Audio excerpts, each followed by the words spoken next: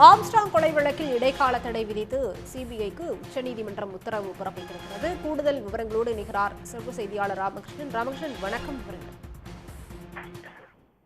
அதாவது ஆம்ஸ்ட்ராங் கொலை வழக்கை சிபிஐ விசாரணைக்கு உத்தரவிட்ட சென்னை உயர்நீதிமன்ற உத்தரவிற்கு இடைக்கால தடை விதித்து உச்சநீதிமன்றம் இன்றைய தினம் உத்தரவு பிறப்பித்திருக்கிறது. ஆம்ஸ்ட்ராங் கொலை வழக்கை சிபிஐ விசாரணைக்கு உத்தரவிட்ட சென்னை உயர்நீதிமன்ற உத்தரவிற்கு எதிராகத்தான் தமிழ்நாடு அரசு உச்சநீதிமன்றத்தில் மேல்முறையீட்டு மனு தாக்கல் செய்யப்பட்டிருந்தது.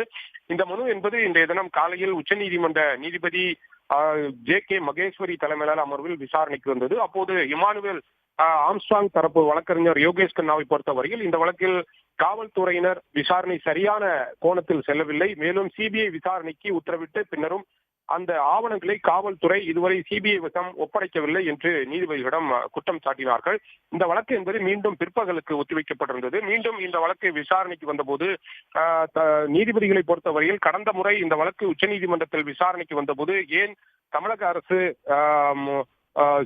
எதிர்ப்பு தெரிவிக்கவில்லை, சிபிஐ விசாரணையை ஏன் ஏற்றுக்கொண்டீர்கள் என்று கேள்வி எழுப்பினார்கள். அப்போது தமிழக அரசின் சார்பில் ஆஜராகியிருந்த வழக்கறிஞரை பொறுத்தவரையில் அப்படி கிடையாது, கடந்த முறையும் இந்த வழக்கினுடைய விசாரணைக்கு வந்த போது மட்டுமல்லாமல் சென்னை உயர்நீதிமன்றத்திலும் விசாரணையின் போதும் சிபிஐ விசாரணைக்கு உத்தரவிடக்கூடாது என்று கடுமையான எதிர்ப்பை தெரிவித்தோம். ஆம்ஸ்ட்ராங் கொலை வழக்கை பொறுத்தவரையில் விசாரணை என்பது தற்போது நடைபெற்று குற்றப்பத்திரிகையும் ஏற்கனவே தாக்கல் செய்யப்பட்டு விட்டது. இந்த நேரத்தில் இந்த வழக்கை மீண்டும் சிபிஐ விசாரணைக்கு மாற்ற வேண்டிய அவசியம் இல்லை. இந்த வழக்கில் குற்றம் சாட்டப்பட்ட சிலர் ஜாமீன் பெற்று வருகிறார்கள். எனவே இந்த விவகாரத்தில் தமிழ்நாடு காவல்துறையே வழக்கை தொடர்ந்து விசாரிக்கவே அனுமதிக்க வேண்டும் என்று கோரிக்கை வைக்கப்பட்டது. ஆனால் ஆம்ஸ்ட்ராங்கை பொறுத்தவரையில் உச்சநீதிமன்றம் ஆணையிட்ட பிறகும் சிபிஐ விசாரணைக்கு ஆவணங்களை இதுவரை தமிழக காவல்துறையினர் ஒப்படைக்கவில்லை என்று மீண்டும் குறிப்பிட்டார்கள். ஆனால் அனைத்து தரப்பு வாதங்களையும் கேட்ட நீதிபதிகள் சிபிஐ விசாரணை தான் வேண்டும் என்று அனைத்து வழக்குகளிலும் கேட்கக்கூடாது, அனைத்து விரிவான விசாரணை நடத்தப்பட்டு குற்றப்பத்திரிகையும் தற்போது தாக்கல் செய்யப்பட்டிருக்கும் நிலையில் சிபிஐ விசாரணைக்கு வழக்கை மாற்றியது சரியில்லை என்ற தமிழ்நாடு அரசின் வாதத்தை ஏற்று உச்சநீதிமன்ற நீதிபதிகள் சிபிஐ விசாரணைக்கு பிறப்பித்த அந்த சென்னை உயர்நீதிமன்ற உத்தரவிற்கு தடை விதித்து பிறப்பித்திருக்கிறார்கள்.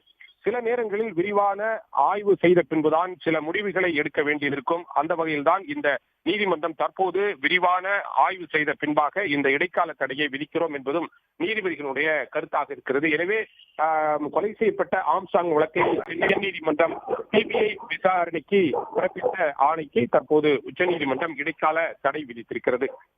அந்த வழக்கை தமிழக காவல்துறையினரே தற்போது மீண்டும் விசாரிப்பார்கள்.